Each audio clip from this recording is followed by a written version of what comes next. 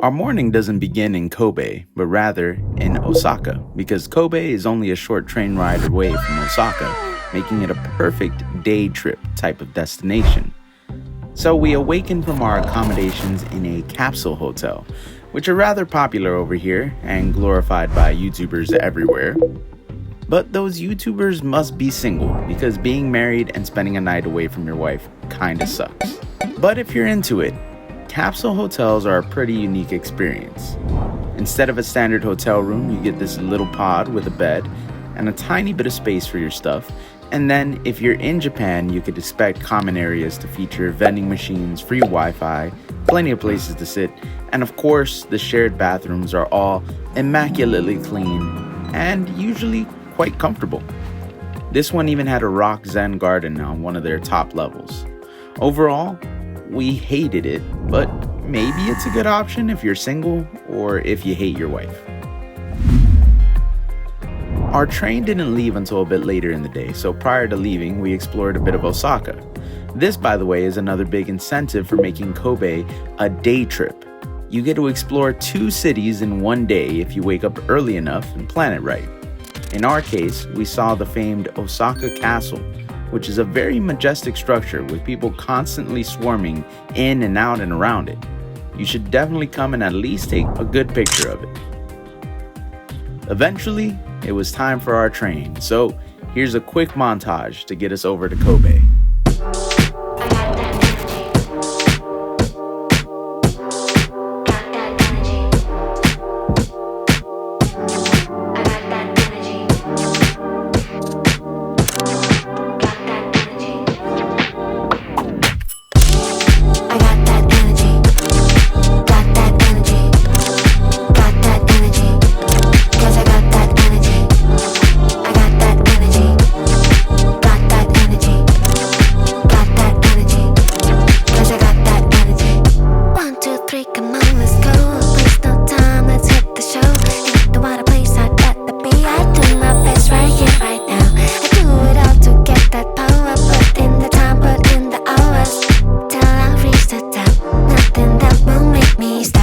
So today we made it all the way to Kobe, popular port over here in Japan, over by Osaka.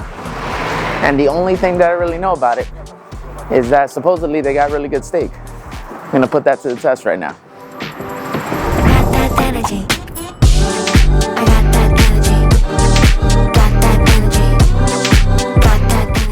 The goal is to eat as much Kobe beef as possible today. We're gonna try it 3 different ways, starting with Kobe beef inside of beef ramen.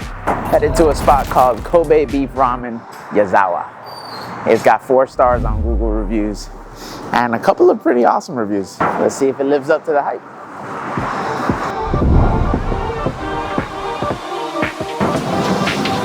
That right there, that's what it's all about. Cause every day when I wake up, I'm trying to be a better me. I know it's gonna be alright, cause I got that energy. Cause every day when I wake up, I'm trying to be a better me. I know it's gonna be alright, cause I got that energy. I got that energy. Got that energy. Got that energy. Cause I got that energy. I got that energy. Got that energy. Got that energy. Cause I got that energy. I got that energy.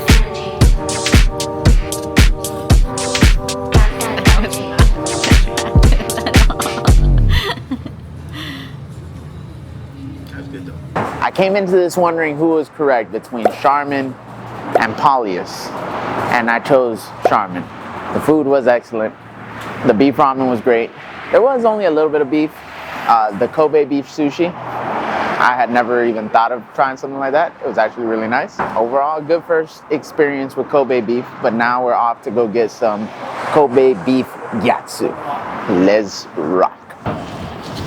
But first, we're headed to Nankinmachi, which is the Chinatown district inside of Kobe.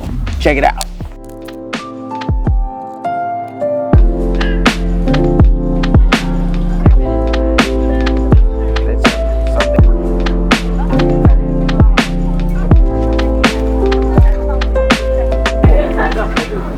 So as I had said before, Kobe is a port city.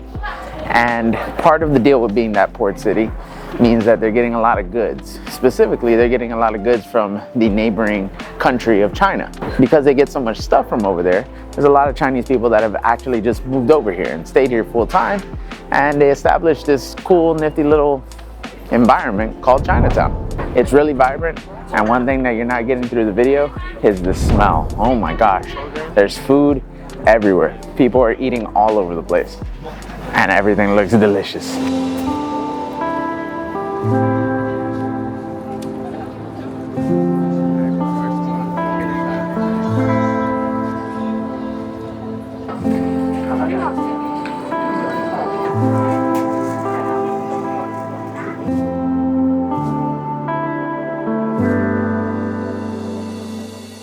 Chinatown is one of the more eclectic locales that we saw in the whole country of Japan. The red accents everywhere, along with the delicious food stands that you pass by every 10 steps or so, along with the strange abundance of students and young people roaming about, it all made this place feel super unique, hip, and fun. Don't visit Kobe without giving this magical little corner block a walkthrough.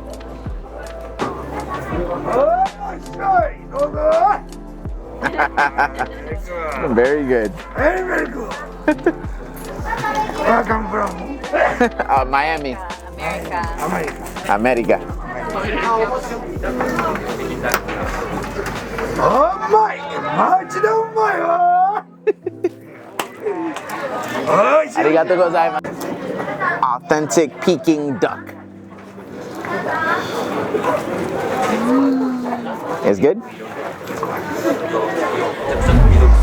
There's a big old shopping district over here called Maramochi Shotengai. We're here in Kobe. And the next spot that we're hitting is to try to get some Kobe beef katsu. And katsu looks like some sort of breading around the meat. Not really sure. We'll film it and see what's happening. But in order to choose the next place, I knew that I wanted the katsu. I didn't know where to get it from. We were walking towards one place, but we decided on another place. I wish I could tell you what the name of it is, but this is the name, and I have no idea what that even says. I don't even know how to Google it to see what the reviews are. But there's a line outside, so maybe it's pretty good. Let's find out.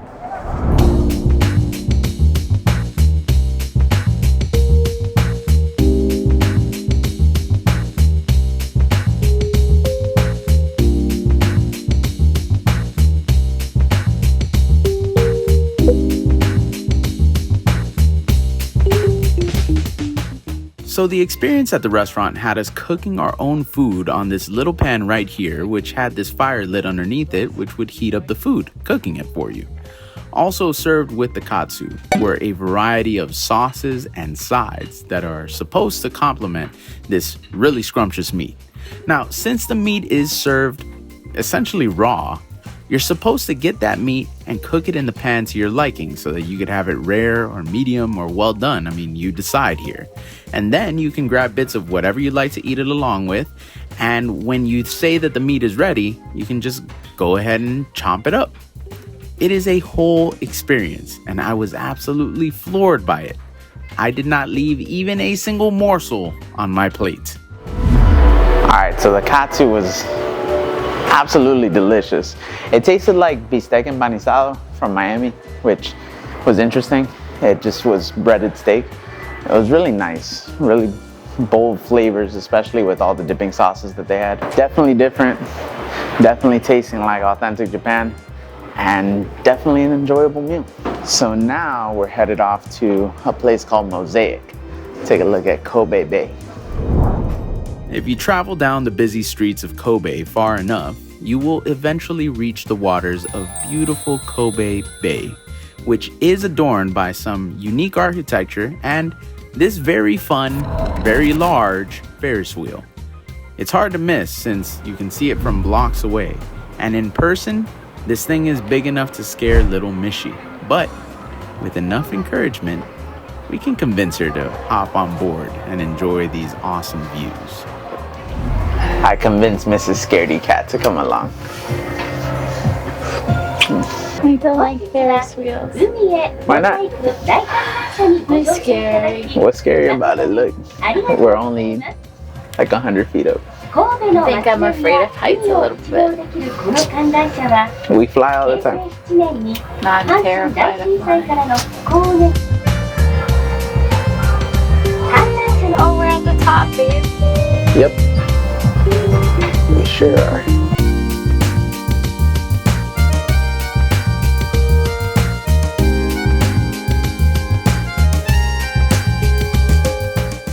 Okay, leaving the harbor now. Time to head to the final Kobe spot of the day, which is Ishida, so we can finally try the Kobe steak. And then a Jiggly Cheesecake. And then bonus round, a Jiggly Cheesecake.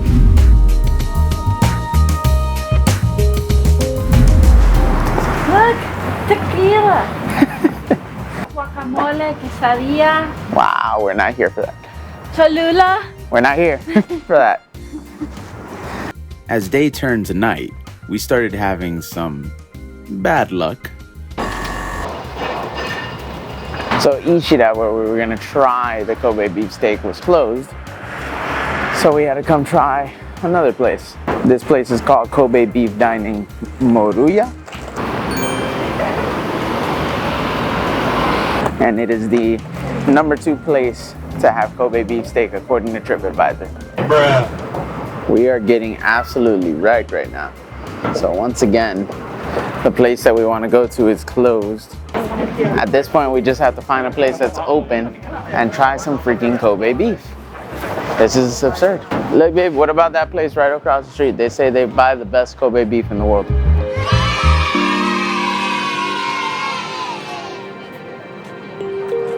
And so our luck finally turned around. And dog, I was not prepared for the epic odyssey that was about to be bestowed upon my taste buds. You look like an angel. Some people live their whole lives without trying steak this good, and honestly, that's a damn tragedy. If heaven is a real place, I guarantee that they serve Kobe beef steaks. They probably employ whoever the chef is that made this food. Or maybe the chef is just an angel in disguise. I don't know. All I know is that this is one of the greatest meals that I will ever have in my entire life. I would fly all the way back to Japan, 15-hour flight, do it all over again, just to have this steak. Wow. 10 out of 10, no doubt about it.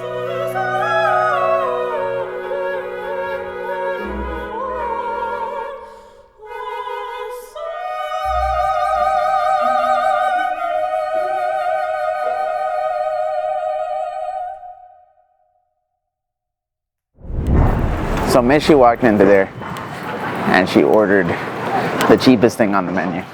Which was very expensive. And I ordered something that was a little more on the expensive side so that we could see whether there was actually a difference. And the difference was like jarring. Mishi's steak was just like a good steak. Regular steak. Like a good steak. It was good, but very red. But my steak, oh my lord, that was melt in your mouth. Delicious. Kobe steak is where it's at. Now we're in a bit of a rush to catch the train back to Osaka because although her first stomach is full, she says that there's a second stomach for Jiggly cheesecakes.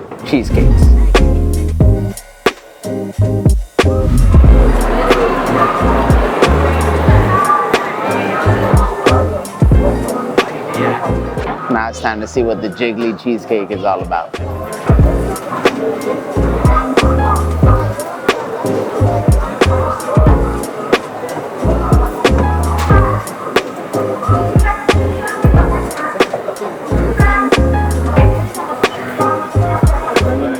And now that we have a happy wife, we can have a happy life with cheesecake. So you have to unwrap it. For sure. Ever show a jiggly?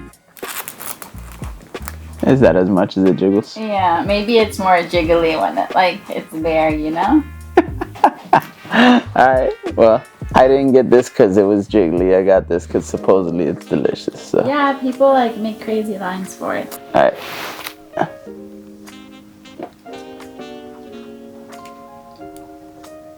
What? I don't know that I like it. Seriously? What does it taste like? Like a very eggy. It's not even a cake. I don't even know. I guess the best way to describe it is kind of like a very eggy, spongy pancake. I'm giving this dessert a 1 out of 10. I give it a 2 out of 10. It's not good. But luckily, I have a backup plan because I thought maybe I wouldn't like this. So I got this special mochi. So right now it just looks like a regular mochi. But wait till I take a bite.